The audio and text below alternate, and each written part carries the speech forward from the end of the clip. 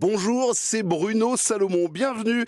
Dis donc, mais ça fait un moment qu'on s'était pas retrouvés, moi, du côté de la présentation, pour cette tribune PSG. Heureux de vous retrouver dans 100% PSG. La tribune, le podcast des amoureux du PSG. Je suis de bonne humeur ce matin, il y a des matins comme ça. Et oui, ce matin, je suis de bonne humeur, on est lundi, je suis de bonne humeur, pourquoi? Et pas seulement parce que le Paris Saint-Germain tire un peu mieux les coups de pied arrêtés depuis quelques jours, non. Je suis de bonne humeur ce matin parce que on a calmé toute la Ligue 1 avec cette victoire face à Lyon. Je suis de bonne humeur aussi car Gonzalo Ramos, le pistolero, a marqué un deuxième but et ça me plaît. Je suis de bonne humeur car mon fils a marqué un magnifique but aussi samedi. Je suis de bonne humeur parce que le podcast 100% PSG est numéro 1 sport France Bleu, numéro 11 au top national. Je suis aussi de bonne humeur car sur YouTube 100% PSG, en novembre, plus de 22 000 vues sur France Bleu, sur le compte France Bleu. Donc voilà, je suis de bonne humeur ce matin. Merci pour cette réalisation fantastique à Lucas. Bref, soyons heureux, soyons de bonne humeur. C'est parti. 100% PSG, la tribune.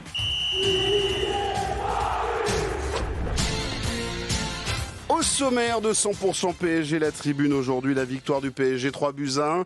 Face à Lyon, Paris a assommé les Lyonnais et peut-être même une partie de la Ligue 1. Ça remet tout le monde à 7 points d'écart au niveau de la concurrence en championnat. On va bien évidemment se faire notre petit j'aime pas sur ce Paris Saint-Germain-Lyon. Il y a des choses à dire et puis on se posera quelques questions. Est-ce que le Paris Saint-Germain est injouable cette saison en Ligue 1, parce qu'en Ligue des Champions, on peut en reparler. Ramos, Doué, Hernandez sont-ils les 3 recrues de cet hiver? Finalement, on peut se poser la question au vu des premières performances de ceux-là qui commencent à devenir titulaires. Et puis, Skriniar, Kolo Muani et Kimpembe vers la sortie. Luis Enrique est-il injuste avec ces 3 joueurs? Voilà pour les questions de ça et du reste, bien évidemment. On en parle dans 100% PSG, la tribune. C'est parti. 100% PSG, la tribune.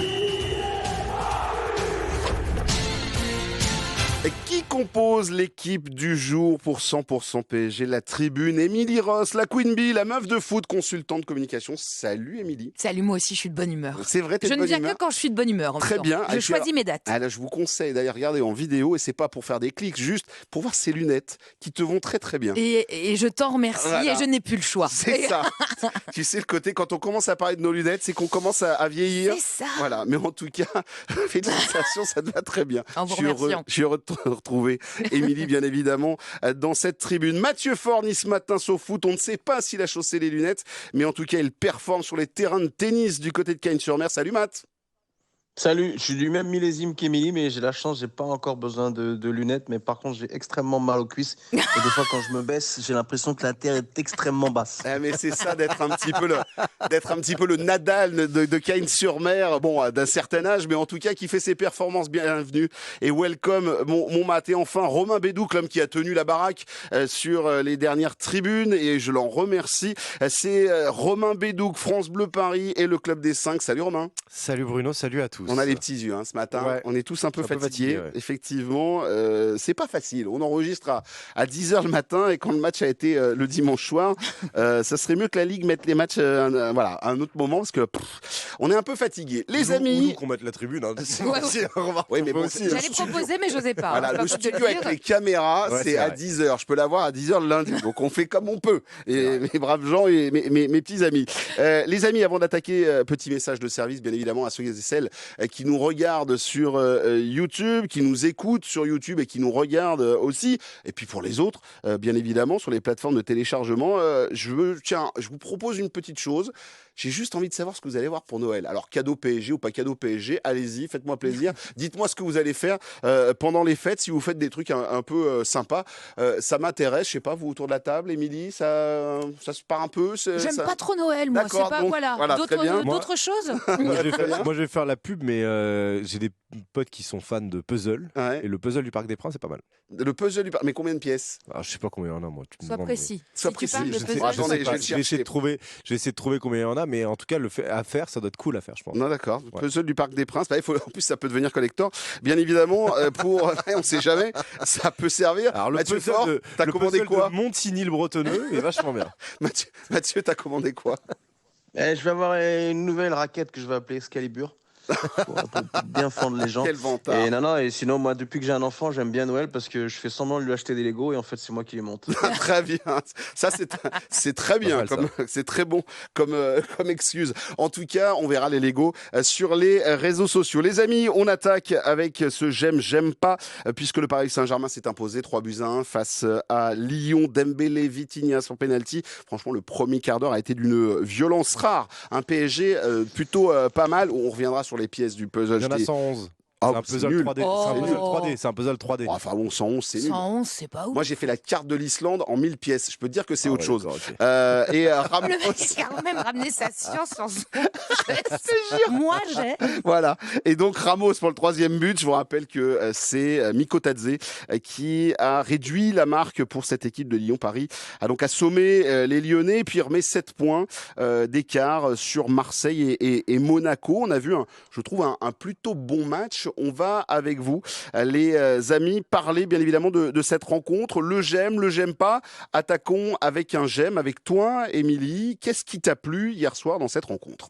C'est très basique, vous allez voir, mais je vous assure que ça m'a procuré beaucoup de plaisir. C'est j'aime voir des buts, en fait. Eh oui. Ça m'a rassurée parce que finalement, je me suis rendu compte que ça me manquait beaucoup.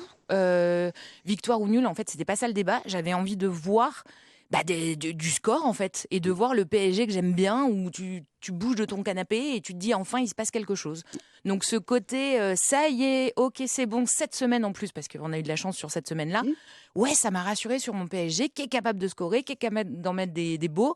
Et puis Ramos, Doué, ouais enfin les gars, merci. Merci, j'ai vu des buts, elle est contente. On va en parler effectivement et la dame elle est contente. Ah ouais. Et on est aussi content parce que c'est vrai qu'on a eu cette petite séquence de 3 matchs où il n'y a pas eu ou très peu de buts en tout cas entre le Bayern, Nantes et Auxerre, et puis derrière Salzbourg 3-0 et là ce 3-1 face à Lyon, un Européen convaincu qui a fait un très beau match face à Francfort le jeudi quelques jours auparavant. Est-ce que toi aussi cette cascade de buts ou en tout cas ces buts qui reviennent et cette moyenne finalement, on rappelle c'est la moyenne de buts du Paris Saint-Germain cette saison, c'est 3 buts en moyenne par match depuis le début de saison. Est-ce que toi aussi ça te rassure, Romain ? Oui, c'est vrai que j'ai été un peu rassuré parce que la méthode Coué de Luis Enrique de dire sont mes meilleures statistiques en occasion créée, etc. Donc ça va forcément rentrer.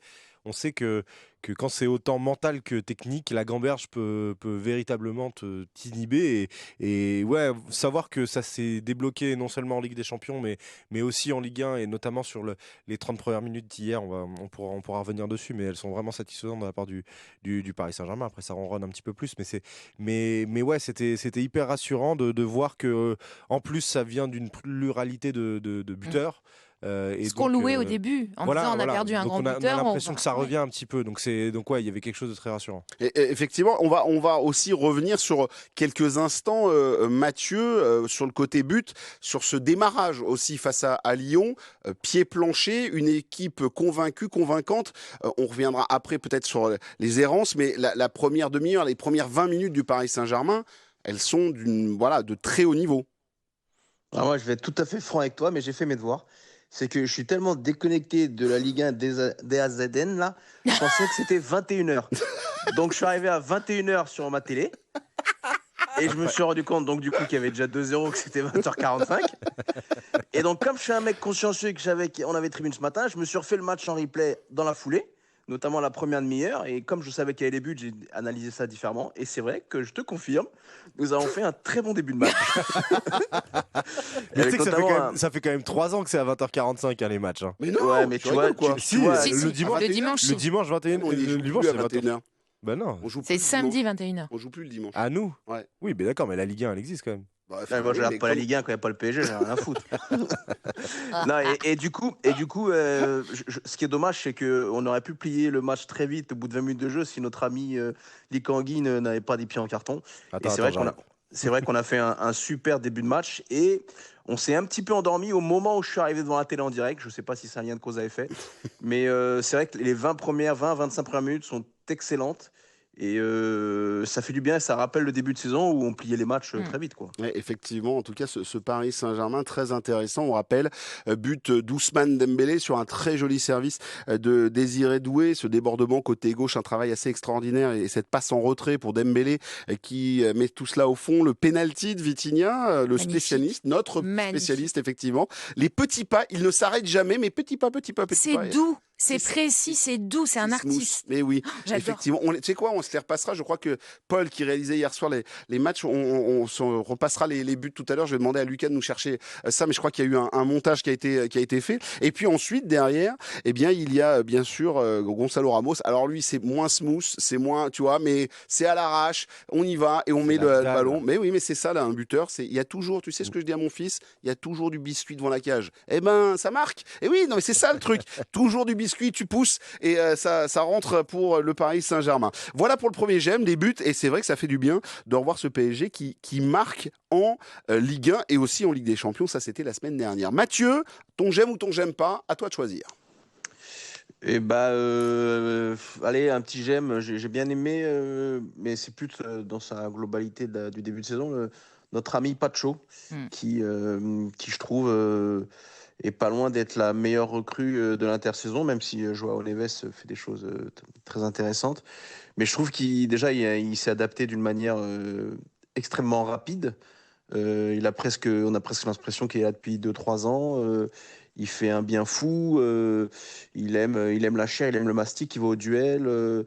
Il n'est pas forcément extrêmement doué à la relance. Le but lyonnais, il part de ces relances un peu ratées qui dégagent, mais même si c'est pas lui le fautif, parce que derrière, il y a notre ami Nuno Mendes qui dort. Mais je trouve qu'il dégage quelque chose d'assez convaincant, rassurant. Et ça fait du bien. Marquinhos a retrouvé quelques bons réflexes et je trouve qu'aujourd'hui c'est presque l'un des mecs que tu mets en premier sur la feuille de match et je suis pas certain que quelqu'un arrive à le déloger et du coup ça interroge sur l'avenir de Presnel Kimpembe parce que Lucas Hernandez, tu sens comme il est polyvalent, il peut le faire souffler.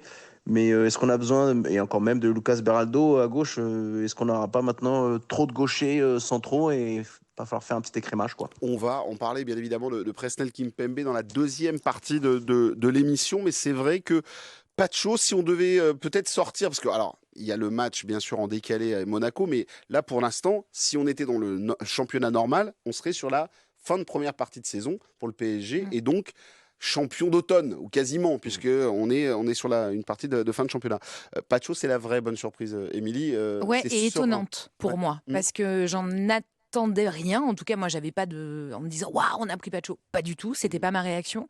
Et en fait, je trouve que et je reprends ce que dit Matt, c'est le joueur le plus régulier finalement, le premier que tu mets sur ta liste, mais en même temps, il fait pas de bruit. C'est-à-dire que sur le terrain, très percutant, présent sur les ballons, etc. Mais sinon, le reste du temps, on n'en parle jamais.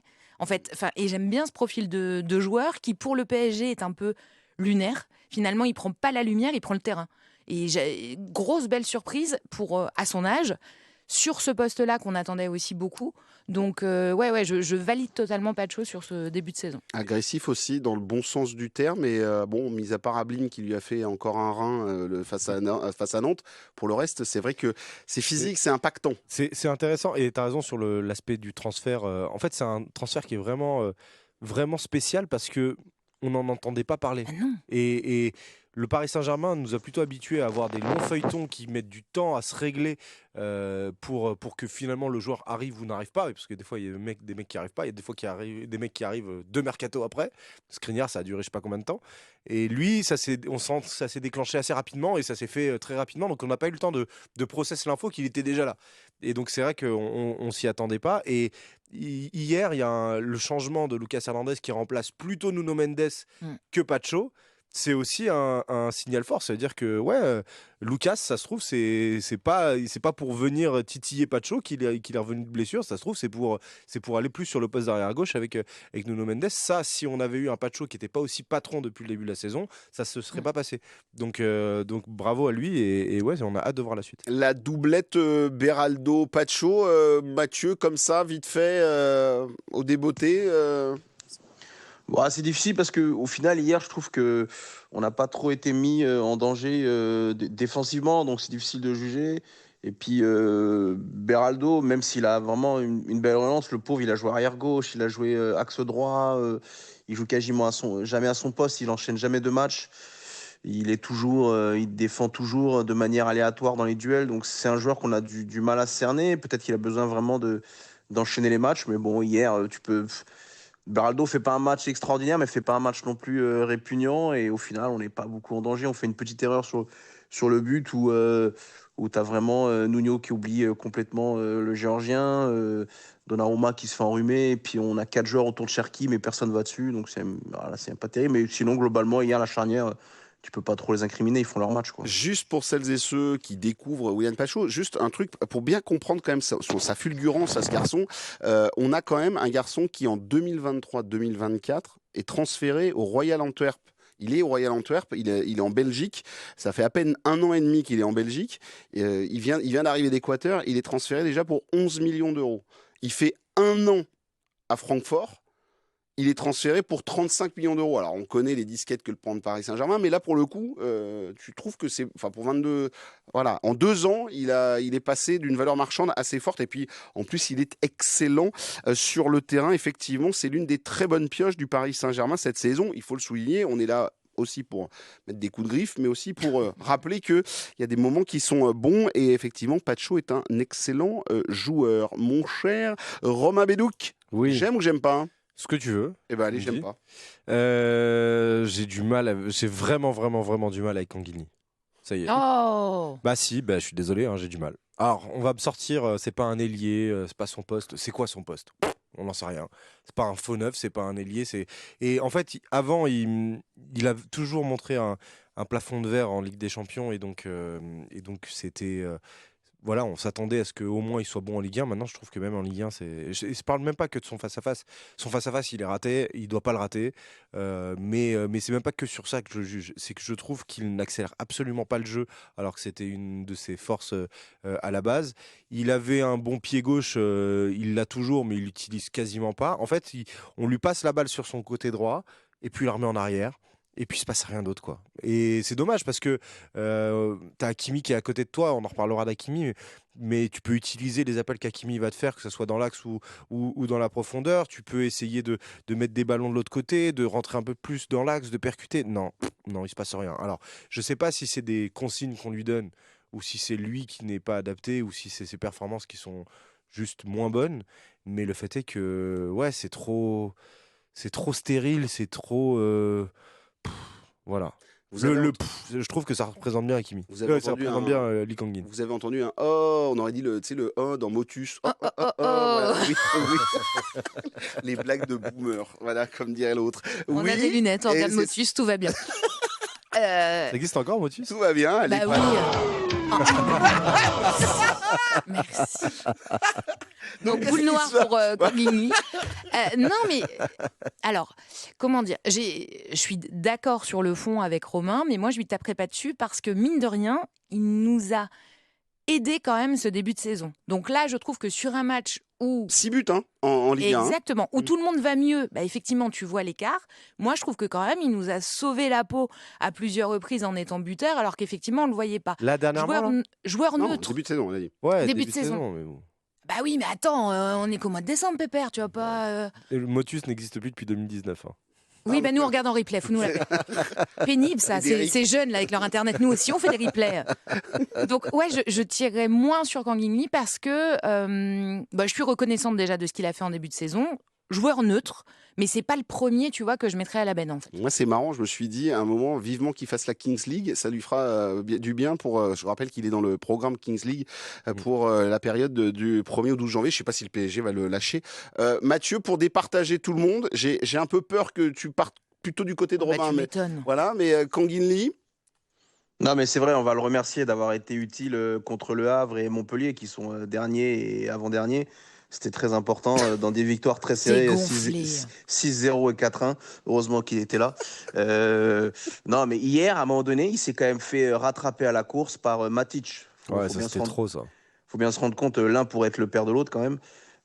Ouais, moi je suis comme Romain, je trouve qu'il est en fait, il est scolaire, il fait tout le temps la même chose. Ok, il a des belles prises de balles, on Mais peut il pas est lui Luis enlever. Enrique compatible en fait. Mais oui, parce qu'il est Non, quand même c'est tout le pas temps vrai, sur ça. la feuille, les gars. Non, mais ça, je veux bien, mais c'est une fausse. Bah, Ah, il est tiens, sur la feuille expliquez par ça au défaut. coach. Il est sur la feuille par défaut. Hier, Non, tu non, mets qui hier, à sa il a place? dit il n'a que 20 places. Donc, il l'a choisi. Il a choisi de le mettre. C'est un choix du coach. Ouais, mais regarde, Ah, raison. s'il met pas Ali Kangin à droite, tu mets qui? Bah Kolo Muani. Bah, Ah, quand il est sous rigole. forme, ouais, on le bah laisse déjà, au chaud, lui. ça te situe où est King Angli si il est en concurrence avec Colomwani que le club veut foutre à la porte depuis 18 mois. Non, c'est un joueur qui, je trouve, qui n'apporte rien. Et déjà, moi, les joueurs qui n'ont pas de poste, je sais pas quoi en faire. Et puis, je sais même pas c'est quoi sa qualité forte. Il est ni rapide, il sait pas dribbler, il accélère pas le jeu, ni avec la balle, ni sans la balle. Il est énergique, non? Non, mais dire. Il peut avoir des Et puis, fulgurances. je reviens sur le dire que c'est pas. En fait, il est Luis Enrique est compatible. Il peut l'être dans le jeu, mais ça n'explique pas les performances qu'il a. C'est-à-dire que c'est pas parce que il est Luis Enrique compatible que c'est la faute du coach si on a les performances de Kang In Lee qu'on a là. C'est pas le cas. Il y a des joueurs qui sont Luis Enrique compatibles, mais qui ont de la personnalité, qui peuvent véritablement dynamiser le jeu au moment où ça ronronne un petit peu. Et non, c'est trop. Il est trop. Ouais, scolaire, c'est le bon mot. Scolaire, c'est le très bon mot. Alors, je vais vous assommer le débat, mais une petite musique nous revient du côté du campus à Poissy, que le garçon a un petit peu... Voilà, ça se prend un peu pour... Lui ouais, ça se prend un peu pour... voilà, un garçon qui... Voilà, c'est un joueur neutre et lui, il se prend plutôt pour un joueur star. Oh là, attendez, je retire ce que j'ai dit, du coup. Non, non, après, voilà, Souvent, après, femme c'est varie. l'écho, Après, c'est l'écho qui nous revient. le joueur star, il a toujours été.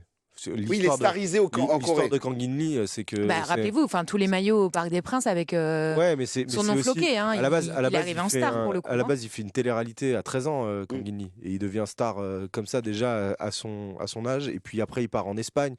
Quand il part en Espagne très jeune à Valence, c'est l'étendard coréen de la formation coréenne qui va dans un grand championnat, etc. Donc quand il joue avec l'équipe nationale, c'est une des plus grandes superstars. Il y a Heung-min Son qui est là, mais c'est une des plus grandes stars de la sélection. Donc il a toujours été un peu comme ça. Nous, on le voit Ouais, parce qu'il vient de Majorque, on se dit, bon, dans un vestiaire, il y avait Neymar, il y avait tout ça, ok, mais en fait, c'est pas.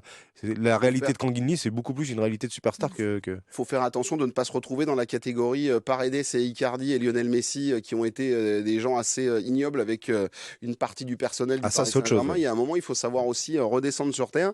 Tu es Kang In Lee et tu es à l'entraînement au Paris Saint-Germain. Voilà, enfin, il faut aussi se calmer un petit peu. Ah, oui, mon Mathieu. Il a peut-être aussi un statut marketing, tu vois, un peu à la Xavi Simons, où c'est des joueurs, vrai. des joueurs qui ont un statut sur les réseaux sociaux, pour les marques dans leur pays, qui sont disproportionnés par rapport à ce qu'ils ont prouvé sur le terrain. Et ça, c'est peut-être pas facile à gérer. Xavi Simons, depuis, il a récupéré un peu ce retard et il commence à faire des vraies saisons conséquentes dans les championnats majeurs.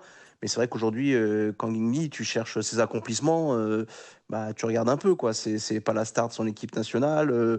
En championnat, bah, Majorque, il a fait des saisons presque lambda. Et au PSG, t'as envie de dire, c'est presque un super sub. Mais aujourd'hui, tu saurais dire c'est quoi son meilleur match cette année? C'est quoi? C'est peut-être Rennes en faux neuf. Mais moi, je trouve que c'est un joueur par défaut, peut-être de complément. Et qui aujourd'hui, en Ligue 1, je suis même pas sûr qu'il soit capable, sur les gros matchs, d'être vraiment déterminant. Quand tu vois ce que fait un Désiré Doué hier, par exemple, c'est sur une toute autre personnalité et Mais un qui est tout autre talent. récente, du coup. Tu vois, la personnalité de Doué, on l'a vu là récemment. En début de saison, tu vas pas me dire qu'il t'a retourné, Doué. Dites. Non, vous me mais gardez on l'avait Doué, déjà vous me vu à gardez Rennes. Doué. Oui, voilà. On l'avait déjà vu à Rennes. Kang In Lee, ce qu'on avait vu à Majorque, c'était pas grand-chose au final. Quoi, Donc Si, on l'avait vu, oui. c'est pour ça qu'aujourd'hui, Kang In Lee, moi, l'été prochain, s'il reste sur cette même variation de match aussi insipide, et bah ouais, l'été prochain, faut envisager. Ah, je suis d'accord avec toi. Et mec, bah vas-y, casse-toi, t'as pas le niveau en fait. Voilà, on a fait 2 ans, on a mis 20 millions, on s'est trompé. Peut-être que la marche elle est trop haute pour toi, peut-être que c'est pas un club fait pour toi. Mais un merci championnat pour pas les fait maillots toi. vendus. Voilà, mais merci pour tout, merci pour les photos avec Neymar, mais salut. Par contre, pour le même prix, tu peux t'acheter Ryan Cherki. Je dis ça, je dis rien. C'est plutôt à droit avec un ballon. On va pas en parler aujourd'hui, bien évidemment, d'un possible transfert. On continue notre tour de table. Désormais, on retourne voir Émilie pour son j'aime pas de cette rencontre PSG-Lyon. Je vous le rappelle, vous êtes dans 100% PSG la tribune. Si jamais le podcast s'est déclenché, genre, tu sais, quelquefois, tu écoutes un podcast, tu t'endors. Et là, tu te dis, qu'est-ce que c'est j'écoute ? vexant. Non, mais ça t'arrive, ça t'arrive. Mais on regarde plus des trucs de faits divers quand tu t'endors. Mais bon, ça c'est autre chose. Dis-moi, Émilie. Non, j'ai pas aimé le comportement de Donnarumma.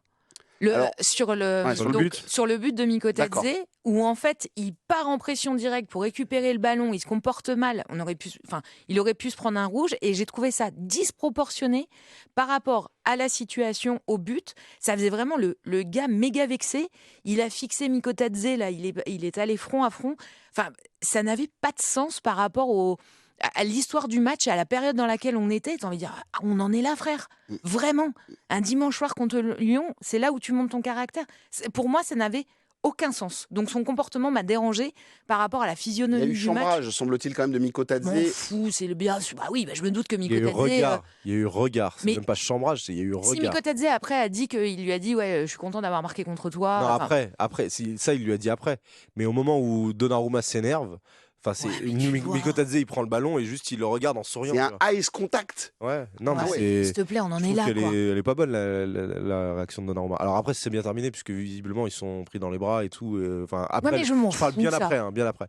Mais Tu vois, effectivement, ça a pris c'est- un jaune pour rien du tout. Et comme si, mon gars, déjà, t'étais assez sécure pour te permettre de faire ça en Ligue 1 contre Lyon. Arrête. C'est vrai que trop. ça transpirait pas, Mathieu, la sérénité. De péter un plomb parce que bon, c'est sa première action en plus qui prend sur la cage. Ça respire pas la sérénité, en fait, en gros, notre Didio là. Bah, c'est un peu à l'image de la période qui traverse actuellement, où il y a quand même une prolongation de contrat qui est en stand-by. Après, est-ce que c'est vrai ou pas? Parce que le club Je peux te la confirmer. voilà, a fait. Ouais, mais pourquoi elle est en stand-by? Est-ce que c'est parce qu'en ce moment il est pas bon, ou parce que c'est Il y a pour un d'autres, mois, les négociations étaient ouvertes et on m'avait annoncé très clairement que c'était vraiment bien avancé. Et là, depuis un mois, sur les dingueries un peu du coach qui Safonov, machin, ça commence. Là, ça a commencé, ça s'est stoppé. Moi, je suis désolé, l'été prochain, il faut le vendre, hein. J'ai plus de sentiments, je m'en fous avec ces gens-là, ça sert plus à rien. Il faut être sans scrupules. Là, tu sens que voilà, ça fait quoi? Il est arrivé en 2021, 2020, ça fait quoi? Ça fait- 2021, Ouais, après ouais. l'Euro. Tu vois, ça fait quand même 3 ans pleines quasiment, certaines avec de la concurrence, d'autres avec moins. Et je trouve pas que le delta entre son niveau d'arrivée et son niveau actuel, notamment en Ligue des Champions, il est extrêmement évolué. Donc, est-ce que le contexte parisien est fait pour lui? Est-ce que c'est un gardien comme ça qu'il nous faut? Est-ce qu'on l'a pas vu trop beau aussi, tout simplement, parce qu'il a atteint son plafond de verre après l'Euro, tu vois, grand champion, et après plus rien, quoi. Ou en Voilà. tout cas, il a son niveau, mais il le dépasse pas. Et en plus, je trouve qu'il correspond pas du tout à ce que le coach veut mettre en place. Donc, à un moment donné, est-ce que tu as besoin, sachant que le coach, tu l'as prolongé et lui, c'est officiel, enfin, c'est signé, Ouais. c'est deux personnalités qui sont pas du tout, parlent pas le même football. Donc, moi, je pense que l'été prochain, sans avoir vraiment d'idée sur quel gardien faut prendre derrière, mais je pense que Didio, l'été prochain, tu mets clic droit, marché et transfert, et à l'écoute de toutes les offres, hein. Clic droit ou clic gauche? Là Ouais, encore, mais moi j'ai toujours le même discours sur Donnarumma. Alors je suis d'accord que ça représente peut-être une période mentalement où il est pas bien et que justement il est plus à fleur de peau et il réagit mal, parce que là pour le coup il faut vraiment dire qu'il réagit mal. Parce que Mais- très franchement, si Benoît Bastien sort un rouge, Ouais, parce qu'en Ah, mais fait, c'est pas déconnant. moi j'ai hein. revu, Ah oui, moi, j'ai oui, revu je- le truc. Moi j'ai revu le truc. C'est non seulement il le bouscule, mais après quand Mikotadze est à terre, il y va et il le pointe et il La met situation limite- dure il met limite une baffe longtemps. avec le doigt, tu vois. Ouais, Enfin, ouais, ça dure c'est- trop. oui, parce que Mais- son doigt ressemble à un gros gant en fait. Déjà, quand tu prends un coup de doigt. Mais après, je vais garder mon même discours.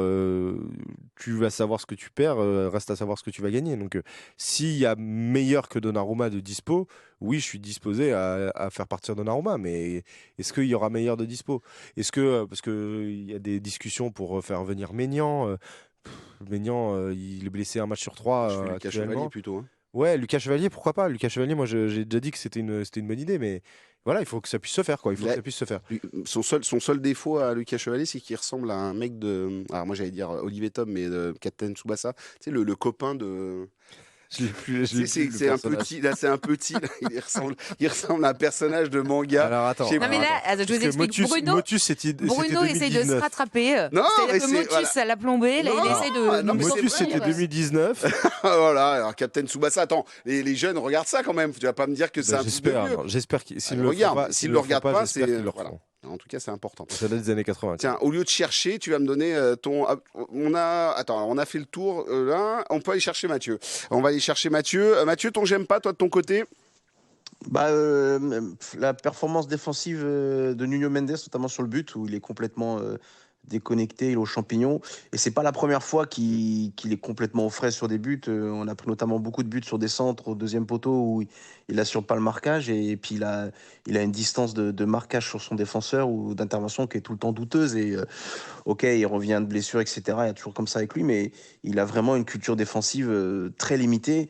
Et il faut que le minimum, il le fasse. Et hier, tu vois l'espace qu'a Mikotadze sur le but, c'est hallucinant parce que tu vois bien que Cherki, il n'y a qu'un seul mec à qui peut la donner, c'est Mikotadze. Et puis tu sens que Nuno, il percute à aucun moment. Et ça, c'est dérangeant, quoi.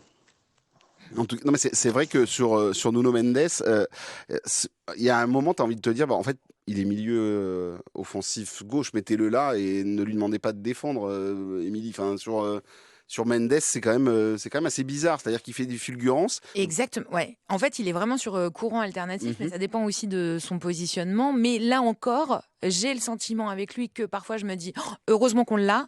Et hier, j'étais là, bah frère, tu vois pas ce qu'on voit. Donc, est-ce que c'est aussi un cumul d'énergie? Est-ce que là, effectivement, la feuille de match en l'état, ça ne correspondait pas? Mais je mets des doutes, mais je n'oublie pas aussi le travail qu'il est capable de faire. Le problème, c'est le manque de régularité, où en fait, soit il déçoit, soit tu te dis waouh, il n'y a pas de middle en fait. Mais offensivement, il n'y a pas de passe décisive. Enfin, il y a des percussions, mais pour l'instant.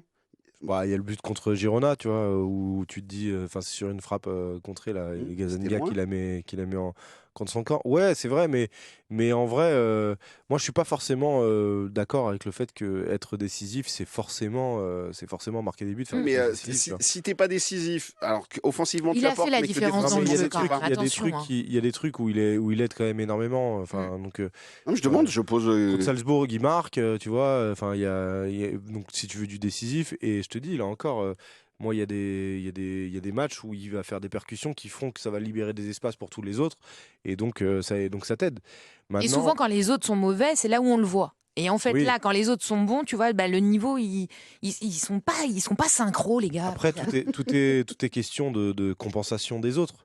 Voilà, hier c'était un peu moins clair pour savoir qui était le troisième central qui, à la relance, permettait à Nuno Mendes de pouvoir aller beaucoup plus loin offensivement. Comme c'était un peu plus flou, ça a pu donner certains ratés, et notamment sur le but de Mikotadze. Après, moi j'ai une théorie, je suis pas sûr que Cherki voit Mikotadze. En fait, il y a Maitland Ah Niles non, qui non, fait un ça appel. c'est sûr. Il le fait au bluff. Hein. Il fait un appel. Je l'ai Maitland regardé Niles, plusieurs fois, ouais. et donc la balle finalement arrive sur Parce qu'il lève sur pas la tête. Mikotadze, mais je crois pas que Cherki Non, l'ait non. vu. Donc, mais bon, de toute façon, c'est un axe de progression pour Nuno Mendes qui est certain et dont on sait que c'est pas un des points forts. Maintenant, c'est à Luis Enrique de trouver le collectif qu'il faut pour pouvoir compenser ça. Il ressemble à Ben Harper. Le Ben chevalier Harper. Ben Harper, tu sais, c'est le capitaine de l'équipe toute pourrie dans laquelle arrive. Il lâche pas, il Ah est non, je toujours lâcherai dans pas son mon capitaine histoire. Tsubasa. Voilà, c'était juste pour vous dire. Si je te jure avec ce. C'est sûr, c'est Ben Harper. Ouais, je suis devant l'affiche. Ryo Ishizaki. Voilà pour Captain Tsubasa. Pardon, désolé, on est parti là-dessus. Ah oui, je vois, ok, mais en d'accord, tout cas, effectivement, Nuno Mendes, on peut se poser des questions quelquefois sur son positionnement défensif. On termine avec toi, Oui, cher ami, ton j'aime, Romain Bédouc, Ashraf. Ashraf. Ben, on en a déjà un peu parlé dans la tribune de jeudi dernier, mais que ça soit sur le terrain, où c'est le meilleur joueur du Paris Saint-Germain depuis le début de la saison, son profil est hyper utile, il fait des retours défensifs en plus de son apport offensif, donc c'est tout bon. Mais en plus, il y a un leadership dans Achraf Hakimi que j'apprécie beaucoup et que j'ai pas forcément vu venir, parce que là encore, il faut se remettre dans la situation du Paris Saint-Germain en mai dernier, quand Kylian Mbappé s'en va, qu'on dit en fait Hakimi il est quand même formé au Real Madrid. Le Real Madrid, Carvajal a fait une saison de fou, mais ils n'ont pas vraiment de remplaçant derrière lui. En fait, ça allait de source que Hakimi pouvait potentiellement partir avec Mbappé parce que son meilleur pote y va, parce que c'est son club d'origine, il est né là-bas et tout. Ça faisait sens, quoi. Et de là, de passer de ça à Hakimi parmi les vice-capitaines du Paris Saint-Germain, Taulier sur le terrain, en dehors également, parce que quand il y a les affaires avec les chants hier, c'est lui qui va calmer le virage Auteuil. Il y a Vitinha qui était un peu aussi là, mais Vitinha, il est resté derrière la barrière sur la pelouse. Celui qui allait de l'autre côté pour aller leur parler, leur dire hey, calmez-vous, taisez-vous, ça vaut pas le coup, là, ce que vous faites ne vaut pas le coup. C'est Hakimi qui y va, et il prend du temps. Il est resté au moins une bonne minute à essayer de parler avec eux, à essayer de les calmer, etc. Donc il y a un vrai leadership dans ce que fait Hakimi. Ça devient de plus en plus pas son équipe, parce qu'il n'a pas un rôle et un poste qui dit on va pouvoir donner les clés à ce mec-là, mais il fait ce qu'il faut faire dans le poste qu'il a et avec l'ancienneté qu'il a maintenant dans le club. Donc c'est vraiment, vraiment très bien, et je suis vraiment heureux de la première partie de saison d'Hakimi. Par rapport au chant d'hier, on rappelle qu'à la 55e minute de jeu, des chants insultants contre Lyon ont été scandés dans la tribune Auteuil. Achraf Hakimi est allé, tu viens d'en parler, il est allé voir ses supporters pour dire d'arrêter. Ils se sont arrêtés. Ils ont repris en toute fin de match. Information de Julien Froment. Il est 10h48 à l'heure où on est en train d'enregistrer ce podcast. Il vient de nous mettre un tweet, Juju, de la rédaction des sports de Radio France et de France Info. Un rapport a bien été réalisé par le délégué de la Ligue à ce sujet pour chant insultant et non pas chant discriminatoire. C'est important.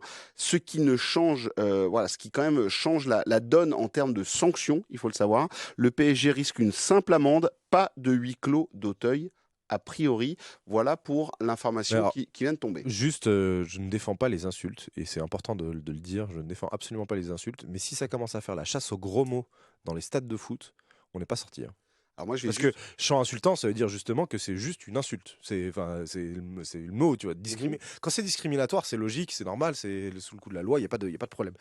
Chant insultant, c'est-à-dire que vraiment il y a un mot qu'on ne nous a pas plu, c'est une insulte, c'est pas gentil les copains. Faire ça dans tous les stades de France, bonjour. J'invite en fait hier j'ai un peu pété les plombs sur ce truc. Ah oui, tu t'es énervé. Je suis un peu énervé. Qu'est-ce qu'il a Voilà, je me suis énervé parce qu'en fait j'ai la chance de faire ce métier depuis 20-25 ans, et depuis 15 ans je suis le Paris Saint-Germain, même 17 ans désormais, et sur toutes les rencontres, et les insultes contre le Paris Saint-Germain, j'en entends tous les matchs à l'extérieur. J'ai pas un match qui a été arrêté. Le Barcola sur sa maman à Lyon pendant 25 minutes, il n'y a rien qui a été arrêté. Le délégué n'a rien arrêté du tout. J'ai pas vu un dirigeant lyonnais rien dire. Là, hier, ils nous ont fait un cirque. Ils sont partis, là aussi, information importante, ils sont partis 5 minutes à la fin du match, vexés par les insultes des supporters lyonnais. Arrêtez. C'est du cirque, c'est de la flûte. Dans les stades, à Angers, ça a été des insultes homophobes. Ça n'a pas été noté, personne. En fait, c'est parce qu'on est à Paris et tiens, on sait qu'il y a les ministres et autres qui sont dans les gradins et donc on fait les beaux, mais arrêtez quoi. Vous nous prenez vraiment pour des artistes, ça commence vraiment à devenir ingérable et c'est tout le temps sur le Paris Saint-Germain que ça tombe. Je dis pas que c'est bien, c'est comme toi, je viens vers toi. Mais après, pour moi, c'est le revers d'être le club le plus médiatisé, le club d'être le meilleur, etc. Et que ça fait bien de taper sur le PSG. Non, oui, mais c'est pas le PSG, ça fait bien de taper sur le truc qui fait le plus de bruit. C'est sur le match du dimanche soir, et c'est là où tu as le plus d'écho, parce que les matchs à 17h, tout le monde s'en fout. Je cautionne pas ça. Je dis juste que c'est un des revers d'être le meilleur. Tu vois. D'être le meilleur, le plus médiatique, la capitale, tout ça, c'est un des revers de ça. Sur Hakimi, sur cette prise de position, Émilie, je t'ai senti d'accord avec Romain sur ce côté leadership, avec son brassard, il y est allé. Ouais, et ça, je ne l'ai pas vu venir pour le coup. Parce que moi, Hakimi, j'étais persuadée que comme il perdait son binôme, son BFF, Mbappé, je me suis dit, oh là là, on va le perdre, lui aussi, mais mentalement, en fait. Moi, je pensais que ça allait être un tout petit garçon, comme on l'a déjà vu, parce qu'il n'a pas été aussi tout le temps régulier. Donc là, ouais, bon positionnement d'Hakimi. Moi, j'avoue, je suis moins emballée par ce joueur, mais par rapport à toutes les histoires qu'il y a à côté avec lui. Donc il y a des choses encore qui traînent. Voilà, j'ai du mal à m'emballer pour lui. Je reconnais ce qu'il fait sur le terrain. De là à en faire le leader et le joueur emblématique, ça me ferait un peu mal aux fesses. Bon, ben voilà, comme ça c'est dit de la part de notre ami Émilie Ross. Mathieu, sur ce qui s'est passé hier avec l'arrêt, Hakimi qui prend position et qui vient demander aux supporters. Bah, j'essaie d'imaginer l'Armignos dans la même position. Je pense qu'il aurait pris le drapeau à son effigie. Le Marquinhos, méga. c'est qui? C'est Marquinhos? Ouais. Non, bah tu sens. Bah, de toute façon, je trouve que c'est une équipe globalement. On l'a souvent dit, qui a pas beaucoup de leaders en fait. Hein. Tu vois, dans le vestiaire, j'ai du mal à voir qui est un peu le patron, qui est un peu du charisme. Marquinhos, il est là, il est capitaine parce qu'il est là depuis longtemps, mais j'ai jamais trouvé que c'était un grand capitaine ni un grand leader. Et c'est vrai Si qu'il y a c'était pas. à Loup-Garou, ce serait que des villageois. Je te jure, je te que jure, des ouais. villageois. Il y a pas beaucoup. Il faut l'expliquer à Romain, il connaît pas ça. Tu rigoles ou quoi? J'ai regardé la série. Ah voilà, parce qu'il y a Oh pas là là. Panagiotis. Non, mais j'ai j'ai joué à Loup-Garou, je suis une très très bonne sorcière. Et ouais, non, ça, je trouve que c'est. Je sais de quoi vous parlez depuis tout à l'heure. Je vous vrai le dis. Ouais, bah oui, j'ai regardé aussi la série. Globalement, c'est peut-être un axe aussi du prochain mercato, c'est recruter des leaders, des espèces de mâles alpha ou vraiment des mecs charismatiques parce que c'est une équipe jeune qui est parfois ça se voit et à part l'entraîneur, ça manque vraiment de grosses personnalités qui, quand le bateau tangue, ça peut être utile quoi. En tout cas, ce qui est sûr, c'est qu'une prolongation est en vision aussi pour Achraf Hakimi. Ça va bientôt être annoncé. Juste, je fais une pause. 19h ce soir, il y a le Ballon d'Or africain. Achraf Hakimi, alors ça se passe au Maroc. Achraf Hakimi est attendu et Nasser Al-Khelaifi fait le voyage. Je dis ça, je dis rien. Il est en concurrence avec des garçons comme Guirassy. Ouais, mais c'est n'importe quoi. Voilà. Il va le gagner, mais c'est n'importe quoi. Hein. C'est n'importe quoi qui le gagne. Bah oui, parce qu'en fait, il y a le Lookman quand même. Guirassy finit meilleur buteur, quasiment meilleur buteur, deuxième meilleur buteur de Bundesliga avec Stuttgart et avec Dortmund. Il fait un super début de saison. Et surtout, il y a Demola Lookman, le Nigérian de l'Atalanta. Il fait triplé en finale de Ligue Europa. Il fait finale de Cannes avec le Nigeria. Il fait une top saison. L'Atalanta, ils sont premiers de Serie A là, actuellement. Il vient de marquer contre le Real Madrid la semaine dernière. Non, franchement, c'est que ce soit Hakimi. Là, on se fait plaisir. J'adore Hakimi, mais c'est pas normal. Alors justement, je vous fais mon tour de table. Est-ce que pour vous, ce serait mérité? J'ai pas l'impression que tu serais d'accord, toi. Non, mais juste là, pour le coup, je prends la feuille et je note les stats et les performances. Bah non. Là, il est finaliste de la Ligue des Champions, demi-finaliste de la Ligue des Champions avec le Paris Saint-Germain, et il est médaille de bronze aux Jeux Olympiques. Ouais, ça va. Ok. Merci à tous. Ça ne change pas mon avis. Mais bravo monsieur. Non, mais mais non, Mathieu, là on parle du Ballon d'Or quand même. Mathieu, Ballon d'Or africain. Et en plus, dans les 5, il n'y a même pas Salah, qui est pour moi le meilleur joueur du monde depuis le début de la saison. Donc bon, c'est. Mathieu, Ballon d'Or africain, tu le sens pour toi, ce serait mérité s'il l'avait? Bon, non, mais après, le mérite dans le foot, on sait ce que ça vaut. Hein. Mais de toute façon, depuis que Lionel Messi, il a eu je sais plus combien de ballons d'or sur du vent, moi, je n'accorde plus aucune importance à ces trophées de pacotille. Bon bah voilà, ça c'est réglé, merci, au revoir. Les amis, j'ai une question à vous poser avant de faire la première pause dans cette émission et dans ce podcast que vous suivez sur les réseaux sociaux, bien évidemment sur YouTube, sur notre chaîne 100% PSG, la tribune sur France Bleu, la chaîne France Bleu, et puis nous on a notre petite playlist et on est là pour vous servir. Vous n'hésitez pas à mettre bien évidemment des petits pouces et des petits likes et puis savoir si Achraf Hakimi, ça vous inspire avec le Ballon d'Or africain. Je sais que la communauté marocaine en rêve puisque ça fait depuis 1994 que le Maroc n'a pas eu un ballon d'or africain depuis Hadji et le Paris Saint-Germain, c'était aussi c'était dans les mêmes années, c'était 94 c'était Georges Weah pour le PSG et 93 pour Hadji. Donc voilà, vous voyez, ça donne à peu près Moustapha ça. Hadji, hein, pas Youssouf. Hein. Oui. On est d'accord. Merci de le préciser. En tout cas, une chose est sûre, on va se la poser cette question. Vous allez me dire, Bruno, t'as encore tapé la cafetière. Est-ce que le PSG cette saison est injouable en Ligue 1? Oui, parce que hier soir, à ce que j'ai entendu, ce week-end, j'ai passé mon temps à écouter les autres radios. Et puis alors, aussi, tu tombes sur les capsules vidéo, tu scrolles, etc.